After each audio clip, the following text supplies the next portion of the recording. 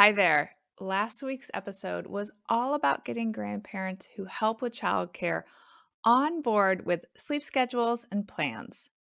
I received several DMs on Instagram asking about babysitters handling bedtime. So I wanted to do a quick follow up to discuss babysitters and bedtimes. But before I dive in, I have a quick favor to ask. Next week is the 1 year anniversary of How Long Till Bedtime. If you've been enjoying the podcast, it would mean the world to me if you would take a screenshot of one of your favorite episodes and share it on Instagram. Be sure to tag me or text it to a friend. Thank you, thank you, thank you.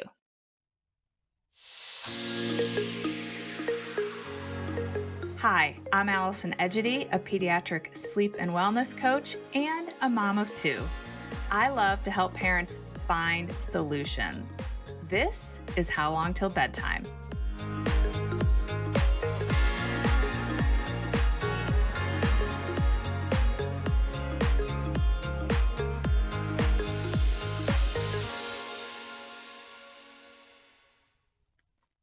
Today, I'm responding to a question that I received several times on Instagram after posting last week's episode. The question is around having babysitters handle bedtime and how we can trust that that's going to be okay. And just this morning, I took a poll on Instagram to see how my community feels about having a babysitter put their child to bed. And I was a bit surprised to hear that, yes, a few have had it be a hot mess. Definitely a handful have said it's gone well.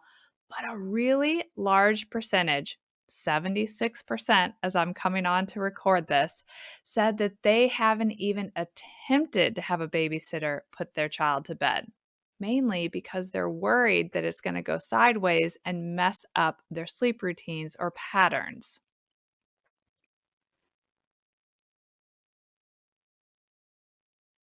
While I was one of those parents who often had the babysitter come after I'd already done bedtime, particularly during the first couple of years with my girls, I definitely want to make sure that you all are set up for success if you end up in a situation where you suddenly need a sitter to put your child to bed, or when the time comes that you're just ready to go out and have a sitter put your kids to bed.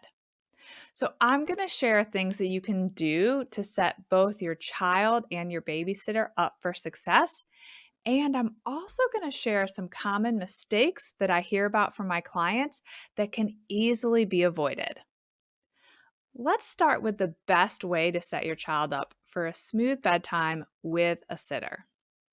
First of all, you want to have a very consistent and simple bedtime routine, and that's whether your child is 4 months old or 6 years old. Often for an infant, that may look like putting a fresh diaper, jammies, and a sleep sack on, offering a final feeding, reading a book, singing a song, and then boop, right into the crib.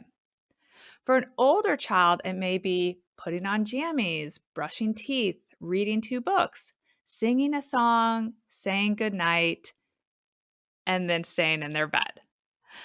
Having a clear and simple bedtime routine that you can explain or write down for your sitter helps them know exactly what they should do. And if you have an older child who pushes back, it empowers the sitter to be able to say, "Nope, your mom or dad told me the routine, and they said we need to stick to the routine." This brings me to the first common mistake that I often hear about. Sometimes parents will have the sitter do something different or extra in bedtime in order to make it feel special or like a treat that the sitter is there. Or even worse, they let the kids stay up later than usual because the sitter is there, and that might make it feel more exciting. Unfortunately, either one of these just opens the door for the child to resist or push back on the sitter during bedtime. And it can also create anxiety because not only is someone other than their parent putting them to bed, but the routine is different. And or now they're overtired because they're going to bed later.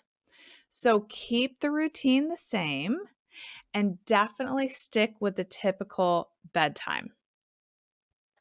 You may have noticed that I mentioned finishing with a song in the examples I gave for bedtime routines. This is particularly helpful with infants. I always encourage parents to sing the same song every night before they put their baby or toddler in the crib, awake, of course. This song becomes an indicator that it's time to go in the crib and it's time to sleep. I recommend that you choose a simple song that the average babysitter will know. I recommend that you choose a simple song that the average babysitter will know so that your sitter can easily step in and replicate that routine, singing that final song and easily giving your child this cue that it's time to go in the crib and go to sleep. I also want you to decide in advance what you want the sitter to do if the routine and bedtime isn't going well. If your baby, who usually goes down easily, is suddenly resisting being put in the crib, do you want the sitter to still put them down and let them work through putting themselves to sleep? Or do you want the sitter to hold them and rock them to sleep and potentially even hold them until you get home? If you have an older child, do you want them to just continue returning your child to their bed? Or do you want them to keep checking in on them or to sit with them while they fall asleep? You want to have a backup plan for the sitter. Giving your sitter clear marching orders on what to do if things aren't going as planned is going to help them be more confident through the process. And it's going to help you know what you could potentially be coming back to if things aren't going well. Side note on the older children and the backup plan. If your plan is to have the sitter provide extra support if things aren't going well, I don't recommend that you say that in front of your children. For example, I wouldn't say, okay, here's the bedtime I want you to do with little Susie. And if Susie is having a hard time falling asleep, go ahead and sit in the room with her. Because once little Susie hears you say that, you've just planted the seed for her that she could potentially have a hard time falling asleep with this sitter. And then she could get kind of this extra support of having someone stay in the room. So I usually discuss this with the sitter when the kids aren't around. So I might have my husband doing something with the kids, or I walk away with the sitter to show her something where the kids aren't. And I would explain this, or you could talk to your sitter in advance on the phone about the backup plan, or you can text the backup plan. But in front of the kids, you want to act very confident that things are going to go as planned. A couple of well intentioned mistakes that I often hear about parents making. A big one is not telling your child that a sitter is coming after they go to bed. And then the child comes out of their room to find their parents gone and a sitter sitting there. If your child is older than 2, or definitely if they are no longer in a crib, and you want to put them down before you leave, I have no issue with that, by the way. But if you want to put them down before you leave so that you don't even have to navigate the sitter dealing with bedtime, I definitely want you to tell your child that after you put them to bed, you're going to dinner, a party, a meeting, wherever it is you're going, and tell them who is going to be there while you're gone. This is particularly important for those kids who can leave their room. They might wake up, and even though they 9% of the time they wouldn't leave their room, wouldn't it just be our luck that this 1% is the time you aren't there? So I've worked with several families who had a preschooler who had this happen. They walked out of their room and they unexpectedly found, let's say, their beloved babysitter sitting on the couch, someone they knew and loved, but they didn't expect it. And so it resulted in a lot of ongoing bedtime anxiety and resistance, because now the child is then worried that their parents are going to leave after putting them to bed. So always tell your child if you're leaving. For years, I often put my girls to bed before we left, and I would tell them, hey, after I do bedtime routine, I'm going to go do XYZ. And I would share, where I'm going, when would I be home, who is going to be babysitting. I would also share what would the sitter be doing while they were sleeping. So I might say she'll be downstairs just watching TV or doing her homework or folding the laundry. I just let them know what's going to be happening so that if they do leave the room, they're just going to find what I told them they were going to find.